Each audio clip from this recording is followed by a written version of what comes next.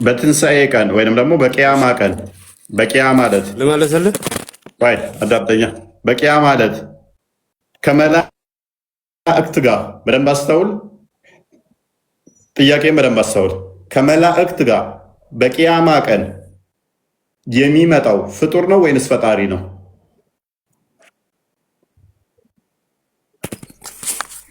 ጨረስከው? አዎ ጨረስከው? ያ እሺ ልመልስልህ። ረጋ በልና ስድብን ሳንጨምርበት ሰላማዊ ውይይት እና ይሻላል። መልስ። በሙሴ ታምናለህ? ወይ ቀልድ ሙሴ አረ ጥያቄው አላህ የት ነው ያናገረው? ከሙሴ ጋር ምን አገናኘው? ሙሴ ያናገረው አላህ ሙሴ ያናገረው የጋ ነው? እዛ ጋር ነው። አሁን ጥያቄውን መልስ። እኔ ስለ ሙሴ አይደለም ጥያቄው። በቂያማ ቀን የሚመጣው ከመላእክት ጋር ማን ነው ነው? ቂያማ ቀን መምጣቱን ታምንበታለህ? ማን የሚመጣው ያልኩህ እኔ ፍጡር ነው ወይ ፈጣሪ? አይ ቂያማ ቀን መምጣቱን ታምንበታለህ ወይ ነው እኮ ያልኩህ። ቂያማን አምናለሁ። በቂያማ ቀን ግን በዳመና ውስጥ ሆኖ የሚመጣው ከመላእክቶች ጋር ማን ነው? በጣም ጥሩ። ቂያማ ቀን ማለት የፍርድ ቀን ማለት ነው። እሺ ወይኔ በላቸው በእስልምና። እሺ ወይኔ በላቸው የፍርድ ቀን ማለት ነው። እሺ ገባህ? አትሳተው እንዴ? የፍርድ ቀን ማለት ነው። ለሙስሊሞቹ ጀነት ይሰጣል አላህ። ኧረ አንተ አጫፋሪው ዝም በል። አስጨፋሪው ዝም በል። ማን ነው የሚመጣው ነው ያለው? አስጨፋሪው ዝም በል እስቲ አንተ። አስጨፋሪው ዝም በል እስቲ አንተ። አብዱልለጢፍ እንዳንተ የምታዘል አምላክ ነው። እኔ አላመልክም እኮ ዝም በል እስቲ አንተ። አብዱልለጢፍ የጠየቅነህን ገብተዋል? እስቲ ዝም በል በለዋት። የጠየቅነህ ገብተዋል? በጣም ገብቶኛል። ምንድን ነው የጠየቁህ? በጣም ገብቶኛል። የጠየቁህ ምንድን ነው? የጠየቁህ ምንድን ነው? የቂያማ ቀን ማን ይመጣል አልከኝ? ከማን ጋር አልኩህ? መላእክቶች ጋር። በአንተ አነጋገር ከመላእክቶች ጋር ሆኖ ከመላእክቶች ጋር ሆኖ በደመና ውስጥ የሚመጣው ማን ነው ነው ጥያቄ። ጨረስከው? አዎ። እኛ ሙስሊሞች እኮ የሚታዘሉ አምላክ አናመልክም። ገባ? አላህ ያኔ ቢፈልግ ለመታዘልም እኮ አትሊስት ደረት ወይን ሲኖረው ነው ወይን ጭንቅላትና አንገት ሲኖረው ነው። ኤኒዌይስ ወደ ፖይንቱ ተመለሱ። በደመና የሚመጣው ማን ነው? እዩ። እስካሁን ድረስ አንድ ሰው አልተመለሰልንም። ሳምንት ሙሉ ገባው። ሳምንት ሙሉ የዚህን ሰሞን ቶፒክ ሊመልሱ ሊነኩትም አልቻሉ። ፈርሷል እስልምና። እፎይ ጥያቄ ያለኝ እፎይ አንዴ እስልምና እንዴት እንደፈራረሰ ከዚህ መታዘብ ትችላላችሁ። ከዚህ መረዳት ትችላላችሁ። ይገባሉ ወይን እኔን ይሰርባሉ፣ ይገባሉ ወይንም እንደሚያርዱኝ ይነግሩኛል፣ ይገባሉ ወይን ቶፒክ ለመቀየር ይሞክራሉ፣ ይገባሉ ያለቅሳሉ። እያያችሁ እንዳላችሁት ማለት ነው። ማናቸውም ቶፒክ ላይ ማውራት አይፈልጉም፣ ማልቀስ ነው የሚፈልጉት። ይሄ የሙስሊሞች ልማድ ነው። አይ ቲንክ ልመልሽልሃለሁ መሰለኝ ኮፎይ ካልተግባባን እንጂ አንተማ ወጋኝ አልክና የተወሰነች ሞከርክና ቆምክ። አርጉመንቱ ዲቴል ስላልገባ ለጊዜው ተውኩ። እሺ ቪዲዮውን አሳያቸው። ያው ቪዲዮውን ያሳየ ነው። በቃ አንዴ ክፈተው። ሰው ስጋ መብላት ይቻላል ያለበትን የራሱን ቪዲዮ ትንሽ ስለምጠር ከዚህ በፊት እሱት ዝቅ አድርገው፣ እሱት ዝቅ እሱት። ኤኒዌይስ መብላት የሚቻል ከሆነ ስለዚህ ይፈርም። ቅድሚያ አልበላም ብሎ ይፈርም። እኔ አልበላም የሰው ስጋ ማለትም አንተን አልበላህም ብሎ ክፈተው። አልበላህም ብሎ ይፈርምና ያኔ እንስማማለን። ሁለት ቪዲዮዎች አሉ። አንደኛውን አስደምጣቸው ዝም ብለው። እኔ ግን ከተቻለ ሁለታችሁም አብራችሁ አንተም ሱሲ ነክሰ አንተም ልከስ ይህ ነገር ተስፋ ሲሰጡ ከምን አንጻር ነው? የሰው ስጋ መብላት ይቻላል እንኳን አንተ እሱ ጋር ራሱ እንደ ማስረጃ ያመጣው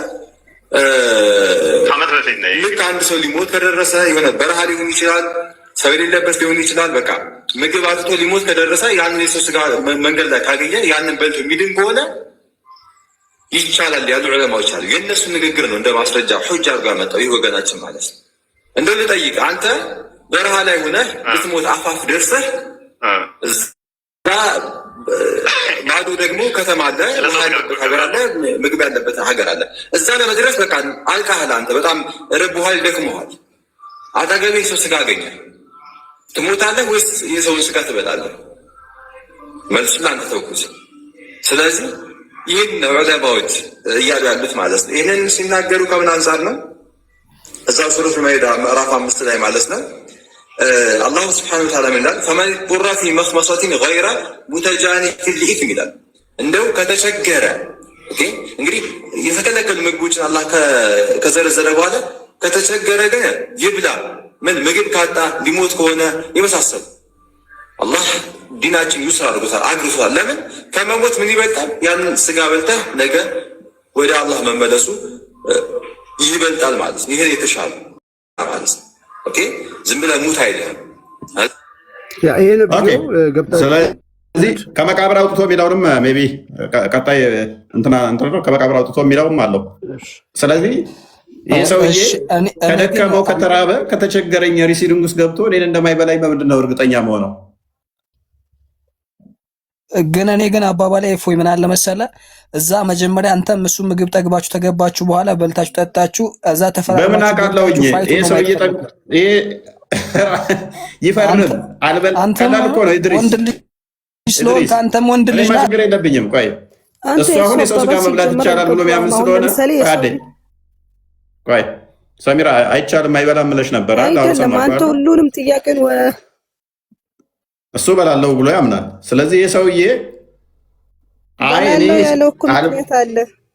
እኮ የዛለት አራበኝ ቢል እስከበላኝ በኋላ አሁን ለሰው ምን ልናስተምር ነው? ግን እንዲህ ብሎ ይፈርም። እኔ ስፖርታዊ ጨዋነትን ማከበር እዛ ውስጥ ገብቼ ቢደክመኝ እንኳን ደምህን ላልጠጣ ስጋህን ላልበላ።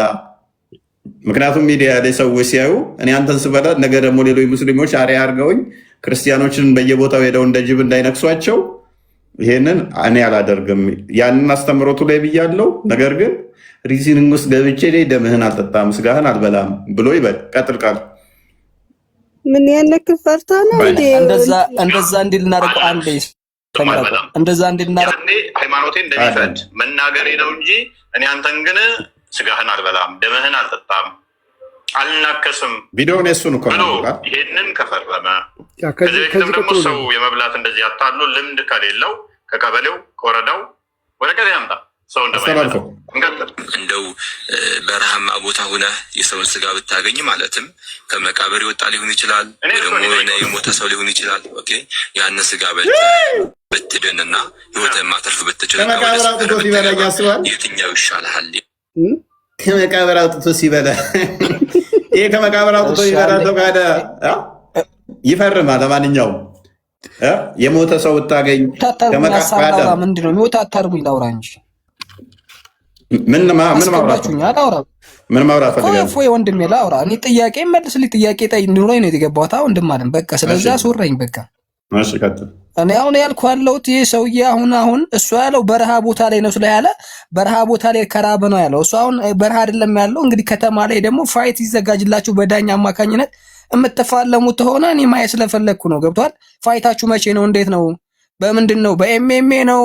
በሞይታይ በምንድን ነው የምትደባደቡት? ማየት ስለፈለግኩ ነው። ገብቷል? እሱ ማወቅ ፈልጌ ነው ወንድሜ። በዛ ላይ ደግሞ አንድ ጥያቄ አለ። እሺ ልመልስልህ። በመጀመሪያ ደረጃ እንዳልኩ እኔ ሰው አልበላም፣ ስፖርታዊ ጨዋነት ውስጥ ብገባ ራሱ አልበላም ብሎ እንዲፈርም ሄድና መከረው። ሁለተኛ ደረጃ ግን ሌላኛው ደግሞ በውይይት እፎይን መርታት ስላልቻልን የመጨረሻ አማራጫችን ተፎይ ጋር መደባደብ ነው የሚለውንም ደግሞ በዛው ለኦዲየንሶቻችሁ ለሙስሊሞች እንድታስተዋውቁ እንፈልጋለን። ተፎይ ጋር ተወያይተን መርታት እሱን አልቻልንም። ኮፒሊንክ አድርጉት። ዋርኒንግ ደጋግሞ እየሰጠኝ ነው። እንትን ማድረግ አልቻልንም የሚለውንም በዛው አስተዋውቁ። ወደ ቶፒኩ መልሰው አንዴ። ሙባረክ ሰሚራ ቶፒኩን ሰምታችሁታል ብዬ አስባለሁ። ማን ነው እሱ? ከመላእክት ጋር በደመና የሚመጣው የሚል ነው። ማን ነው የሚል ነው። እስካሁን ድረስ መልስ የመለሰ የለም። አይታችኋል። በአምላካቸው ጉዳይ ላይ ምንም አይነት ምላሽ መመለስ እንደማይችሉ ታዝባችኋል፣ ተመልክታችኋል። አንድ የቁርአን ክፍል ክፈተው። እሺ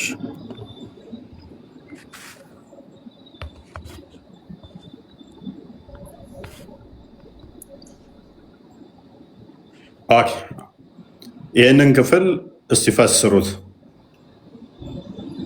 አብዱሬ ይሰማል? ይሰማል። ሚድ ኦኬ። በቂያማ ይህንን ክፍል እስቲ አንድ አንብበውና ፈሰርልን። ይህን የቁርአን ክፍል አላህና መላእክቱ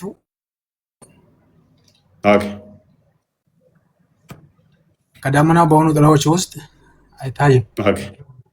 በሆነ ውስጥ ወደ እርሱ በሆኑ ምንድነው ተባርኮ ወደ እርሱ እንዲመጡና ጉዳዩን እንዲወስድ እንጂ ምንም ይጠባበቃሉ።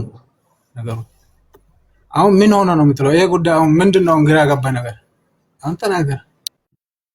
መልካም። በቂያማ ቀን መላእክቱና ማን ናቸው የሚመጡት? መላእክቱና ማን ናቸው? እዚህ ጋር ማን ናቸው የምለው? ኦኬ ሙአባ ደግመህ ብትልክ በብሎክ ነው የምሸኝህ። ጭምላቃ። ኦኬ መላእክቱና ማን ናቸው የሚመጡት? መላእክቱ ከደመና በሆኑ ጥላዎች ውስጥ ይመጣል እና ምንም አይታይም። አላህ ጋር ነው የሚመጣው አይደለ? አዎ አላህና መላእክቶችን ሊመጡ ይችላሉ። ምንድን ነው ጎበዝ። ስለዚህ አላህ ጥላ ውስጥ ከመላእክቱ ጋር ሆነው በደመና ጥላ ውስጥ የሚመጣው አላህ ነው አይደለ?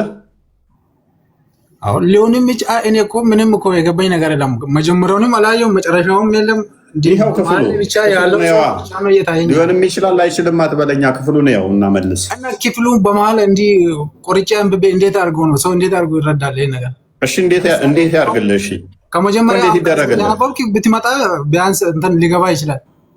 ቁርአን እንትኑ አፖ የለም እንደ ቃል አፑን ክፈተው።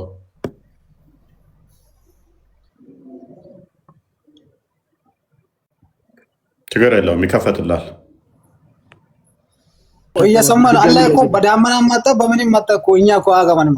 አላህ እንዴት መጣ ለምን መጣ የሚለውን ነገር እኛ ምን አገባን? ስለ አላህ እኛ መጠየቅ ታዲያ ምን አግብቶ ነው አንተ ስለኛስ ክርስቶስ በስጋ መጣ ሲባል ጥያቄ ኮሽን የምታደርገው? ምን አገባህ? ካለ በደመና ውስጥ አዳም አምላክ ደመና ውስጥ ገብቶ በደመና ኢንኮምፓስ ተደርጎ እንደ ጋቢ ዳመና አንተ ካናንቦ ውስጥ ገብቶ ሲመጣ እንደፈለገው ምን አገባኝ ምትል ከሆነ እኛ ጋር ካለ በስጋ መጣ ስትባል ለምንድን ነው ምን አገባህ? ካለ አሁን ፈጣሪ በዳመና መጣ በግልጽ መጣ። እሱ እኮ መፍቱ ነው ታውቃለህ። ያንተ ጋር ሲሆን መፍቱ ነው። ነገር ግን ያ መፍቱ ደግሞ አይደለም። ሁሉም ሰው ፈጣሪ እንደፈለገ የፈለገውን ነገር ማድረግ አይችልም ብለህ ነው አንተ? አይችልም። አላህ ሚስት ሳይኖረው የፈለገውን ማድረግ ይችላል። ልጅ ሊኖረው ይችላል። ያ እንጂ ዝገባል። ምክንያቱም ልጅ ሳይኖረው ፕሊዝ ዶላ የፈለገውን ማድረግ ይችላል። ቆይ የፈለገው ማድረግ አይችልም። አላህ ሚስት ሳይኖረው ልጅ ሊኖረው አይችልም። ምንም ቢፈልግ እንኳን ሚስት ታስፈልገዋለች ልጅ እንዲኖረው። እሺ አሁን እንደዛም ካልክ እኮ እሱ ፈጣሪ ነው ታውቃለህ። ምንም እውቀት የለህም ሲጀመር ሰው ታወና። ስለዚህ አሁን ተስማማ።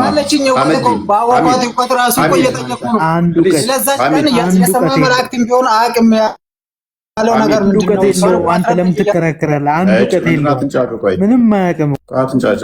አትንጫጫ። መሐመድን አያውቅም። ምንም ፕሊስ በቃ ከስርና ተማር። ጭንቅላት የሌላቸውን አካላቶች እያመለካችሁ እናንተም እንደዛ ናችሁ ነው እንዴ? ሰው ትዕግስት እንኳን እርጋታ እንኳን የላቸውም። መንፈሳቸው እንዴት እንደሚታወቅና እንደሚረበሹ ከዚህ ታዘቡ።